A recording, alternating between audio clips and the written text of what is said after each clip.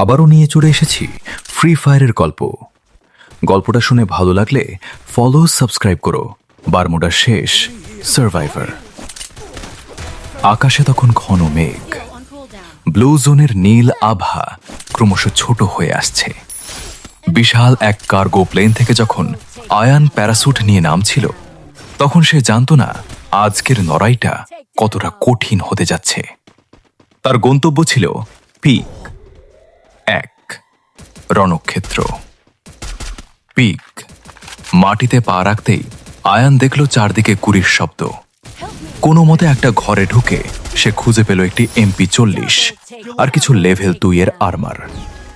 জানলা দিয়ে উঁকি দিতেই দেখল সামনেই একজন শত্রু দৌড়াচ্ছে। স্থির লক্ষ্যে সে ট্রিগার টিপল। প্রথম নকআউট, 2 মরণ ফাঁদ। ক্লক টাওয়ার ম্যাচ যত এগোচ্ছিল, খেলোয়াড়ের সংখ্যা তত কম ছিল। 50 জন থেকে এখন মাত্র 5 জন বেঁচে আছে। আয়ান এখন ক্লক টাওয়ারের কাছে। জোন খুব ছোট হয়ে এসেছে। হঠাৎই পাশ থেকে একটা স্নাইপারের বুলেট তার হেলমেট উড়িয়ে দিল।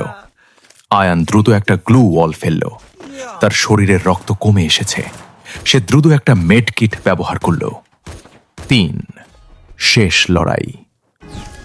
এখন মাত্র 2 জন বাকি, আয়ান আর এক অজানা প্রতিপক্ষ।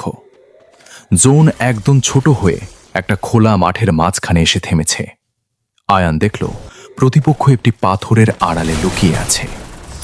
আয়ান জানত সরাসরি গেলে সে মারা পড়বে। সে বুদ্ধি করে একটা গ্রেনেড কুক করে ছুঁড়ে মারল। গ্রেনেডের শব্দে প্রতিপক্ষ দিকবিদিক জ্ঞান হারিয়ে পাথরের আড়াল থেকে বেরিয়ে আসতেই আয়ান তার MP40 দিয়ে নিখুঁত ড্র্যাগ হেডশট দিল। স্ক্রিনে বড় বড় অক্ষরে ভেসে উঠল #বুয়া। আয়ান দীর্ঘশ্বাস ফেলে হাসল। বারমুডার মানচিত্রে আজকের শ্রেষ্ঠ সার্ভাইভার সেই।